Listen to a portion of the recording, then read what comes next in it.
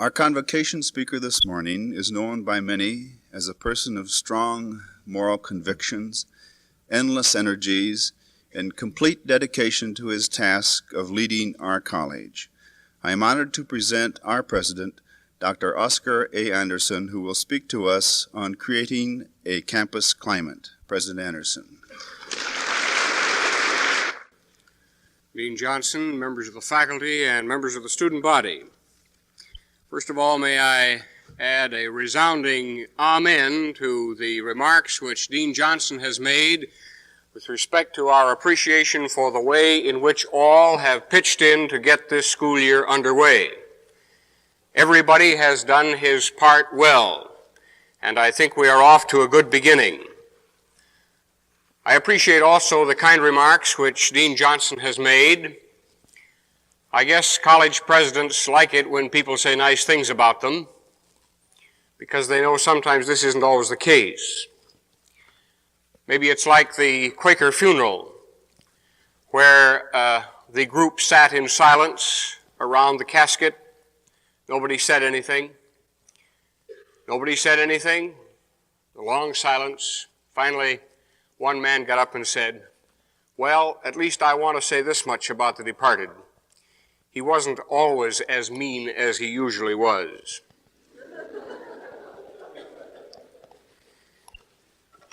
I covet the opportunity to meet with the faculty and students at this first convocation. And I think under ordinary circumstances I would guard this prerogative jealously.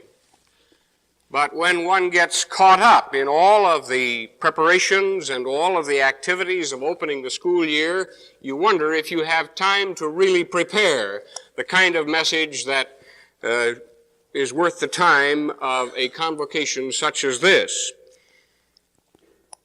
I will therefore have to admit that I have not a carefully prepared, neatly written out manuscript and will be speaking from my notes.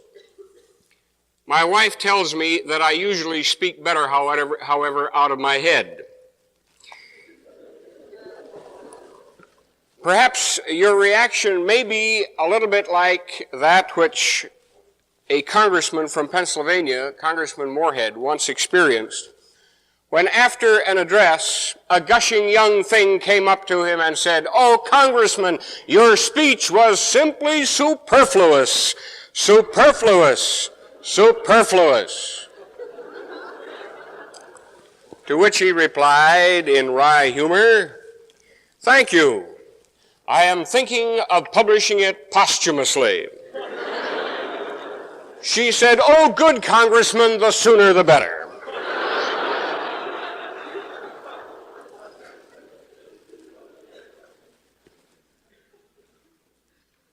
As I begin my message to you this morning, I am making three simple assumptions. First of all, I'm assuming that you have gone through all the busyness and bother of these last few days revolving around registration and so on because you want to get on with your education. And all of us breathed a kind of sigh of relief when classes got underway yesterday. My second assumption is that the people who come to Augsburg want a good education. And they're willing to pass by some opportunities, some types of institutions, in order, even at the cost involved, to buy the kind of education which Augsburg offers.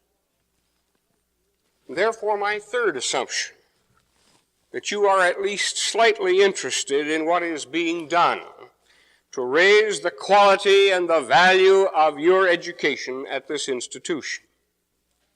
Let me begin with that time-honored definition by James A. Garfield that education, as he would conceive of it at its very best, was a student at one end of the log, Mark Hopkins at the other. This defines roughly the areas of concern for the administration. We are concerned about our Mark Hopkinses, the people of quality and ability, who make up the teaching force of this institution. And we are grateful for the 100 teachers who form the faculty of Augsburg College. I believe they are qualified. I believe they are dedicated. I believe they are concerned about you who are in their classrooms. I believe this year also that we have made some splendid additions to our faculty. And it has been a source of real joy to see the new members of the faculty already contributing in a significant way to the total life of this institution. I want you to know, as I told the faculty a few days ago, that we are still, however, vitally concerned about expanding and improving our faculty. We want the very best here.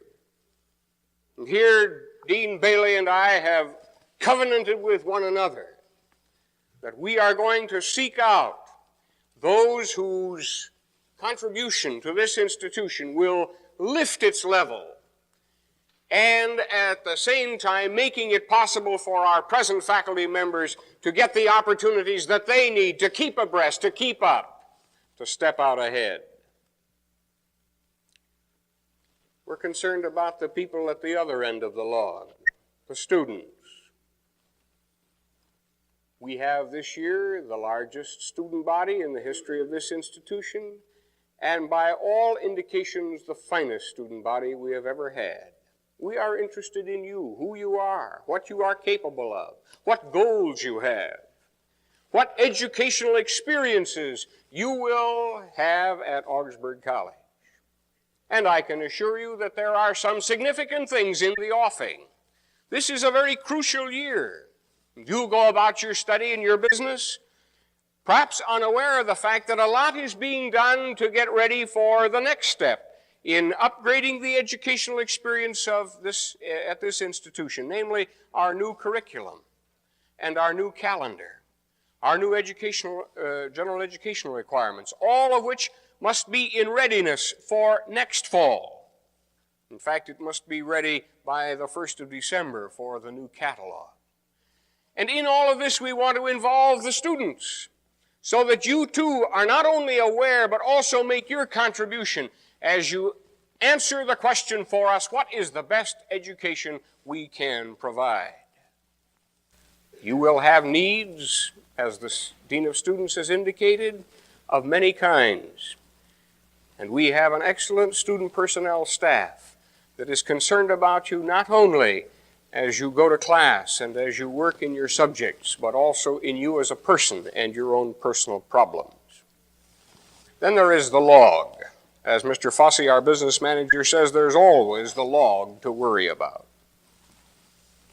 The facilities that are necessary in order to carry on our enterprise. We begin this year with a better library, with some significant improvements in our laboratories, and believe it or not, we've made some significant strides forward in our housing situation, particularly in our auxiliary housing. We begin this year with the prospect of some new buildings on our campus. There are exceedingly interesting plans now in process for the dormitory towers, which will provide residence for 650 students, and which will in turn be connected to 55,000 square feet of space for college center and union facilities.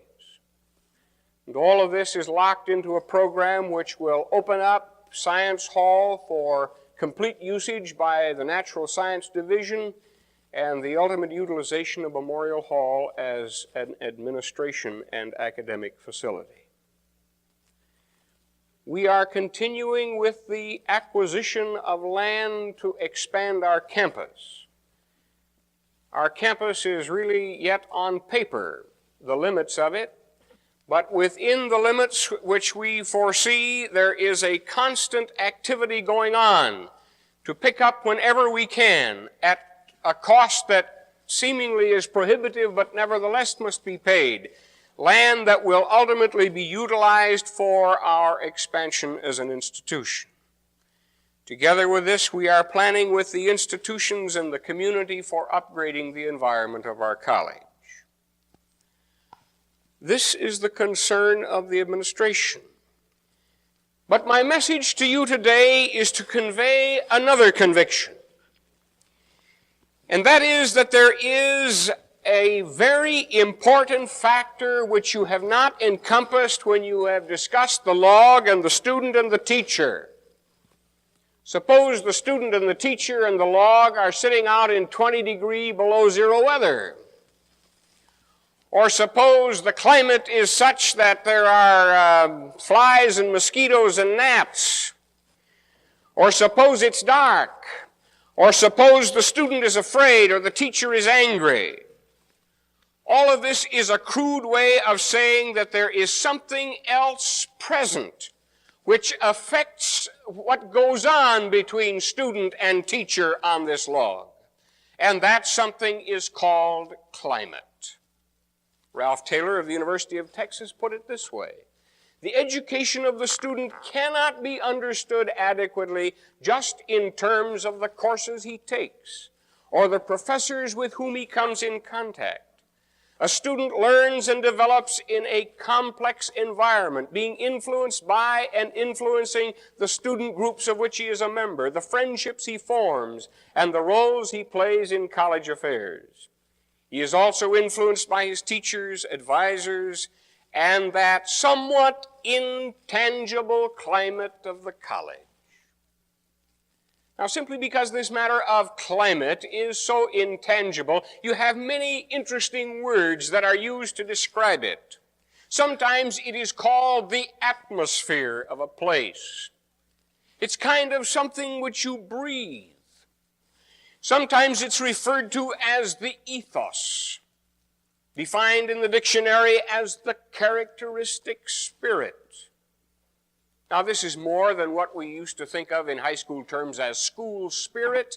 This is far deeper than that. It has to do with what some call the genius of the institution, or the personality of the school, or the tone of the college. One interesting way of referring to it is that contagion which infects one subconsciously. Every institution has a certain style of life. Or even this somewhat esoteric word mystique is used to describe a subtle something which results in education through the pores.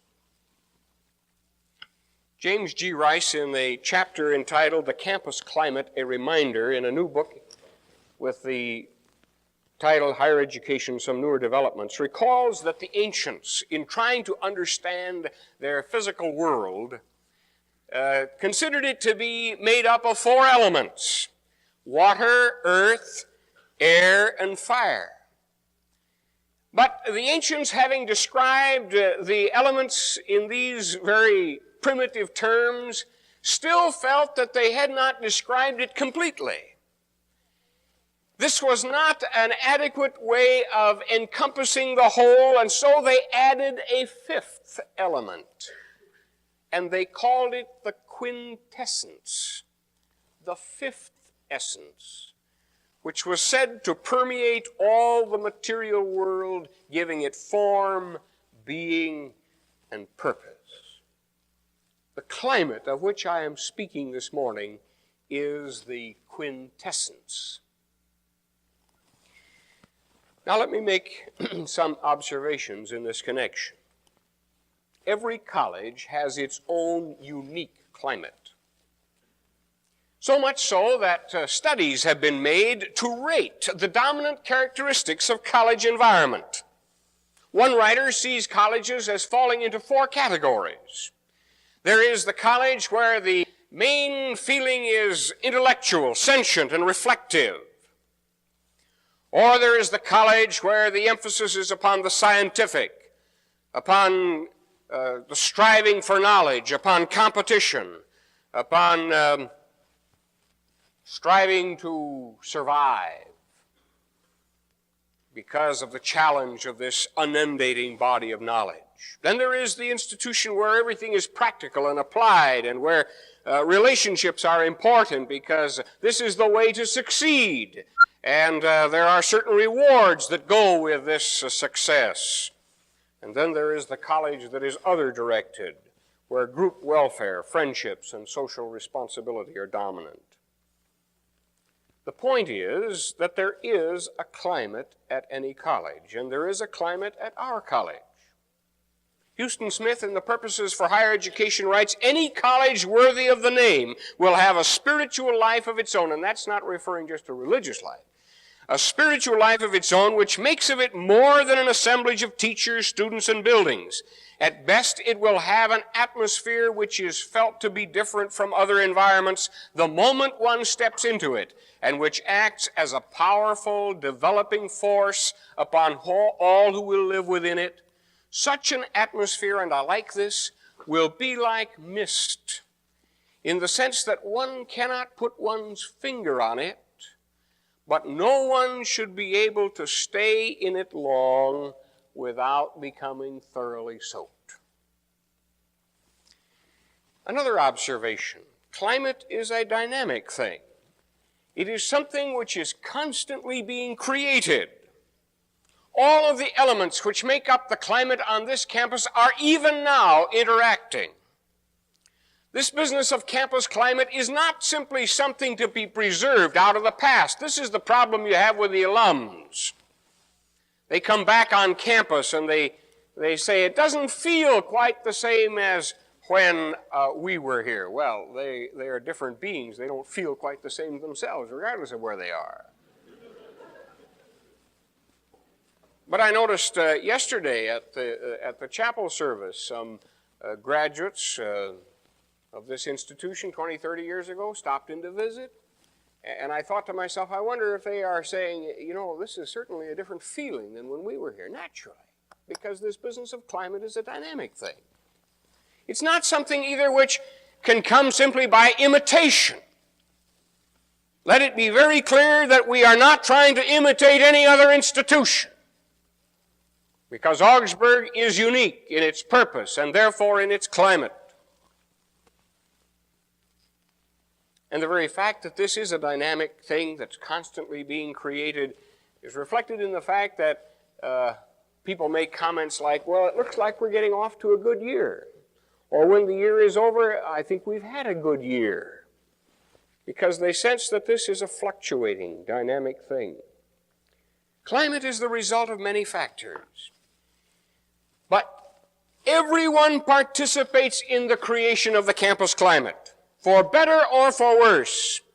And if I don't get anything else across to you today, I hope I can get that across. All of us, administration, faculty, staff, students, all of us are involved in this business of creating a campus climate. Whether it be the committee that sits down to review the architectural plans so that the buildings around here will say something, to the fellow who throws his cigarette butt on the floor of Science Hall. Everyone is contributing for better or for worse to the campus climate. And the last observation is that a campus climate may have as great, if not a greater, effect on students and student life than the classroom, than professors or the formalities of carrying out the curriculum. Mr. Rice is correct. Peer group interaction and faculty-student interaction outside of the classroom are important elements in the campus climate. These have a stronger and more significant impact on student attitudes and values than the things that go on in the classroom. Even narrow academic achievement is affected by the environment on the campus. We all have a part and we all have a stake in the ecology, the total living learning situation at Augsburg College. So the first and most important question must therefore be this: what kind of a climate do we want? Let me venture, first of all, a general answer.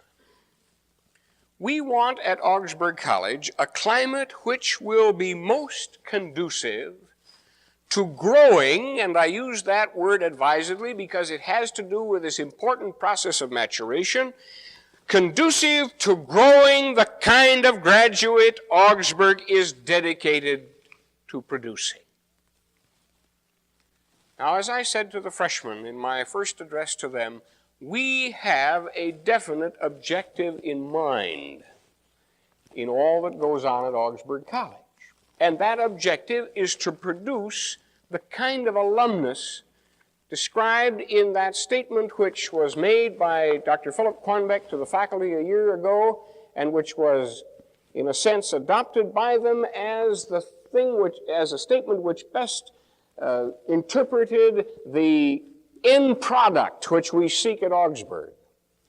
And while it may be redundant for some of you, I want to read it again. When I was a parish pastor in Moorhead, I had a very beautiful church with a huge wooden carving, raritas, back of the altar. It was a carving which exhibited the motto, "I am the vine, you are the branches." And I made it a point every year to preach a sermon on that. Because I said, you can sit here Sunday after Sunday, and that thing can lose its message for you if you are not jarred loose to recall again just what it is you're looking at. What is it that we're trying to produce? We're trying to produce a person who has a mature and enduring concern for the meaning and relevance of the Christian message for his own life, for the life of the church, and for the common life of man in the modern world. I showed that to a businessman downtown, and he said, the common life of man, not the life of common man, but the common life of man, that which involves us in being human. He has achieved a high degree of self-understanding, being aware both of his own limitations and of his unique abilities as an individual person. He is genuinely interested in other people and is dedicated to the service of others as an important part of the meaning of his life. He has been introduced to and is acquainted with the major areas of human knowledge. He is intellectually alive to the point of being enthusiastically committed to a lifelong quest for increasing knowledge and understanding. He has an informed appreciation of the heritage which informs his life, and he is able to derive genuine enjoyment from such things as art, music, and literature. He is acquainted more or less intimately with the problems and forces affecting the course of history, or determining the course of history in our time, and is committed to the task of playing a creative and responsible role as a citizen in this kind of world. He is prepared or is becoming prepared for some particular occupation which he will pursue as a Christian, and an opportunity for service to God and man. Now, this simply means that we are not in a diversified business. We are in a highly specialized business. And that specialization is the production of this kind of an alumnus. And we know that a certain kind of product requires a certain type of climate. This is elemental, it's basic. I can't grow lemons or oranges up at my lake home near Itasca Park. The climate won't allow it. Certain products need certain climates. A climate must further and foster, not hinder and prevent. You can have a skilled farmer, the finest soil, and the best seed, but the weather is the crucial factor. Ask the corn farmers today who haven't seen any good corn weather. The climate is against them. What kind of a climate do we want? The kind of climate that will produce this kind of product. Now, when you talk about the weather or the climate, you usually refer to many elements. You talk about the temperature, you talk about the wind velocity, the cloud cover, the humidity, the barometric pressure, and so on. So there are elements in the climate which produces the kind of student graduate which we have described. Let me just run down some of the elements of our climate to produce this.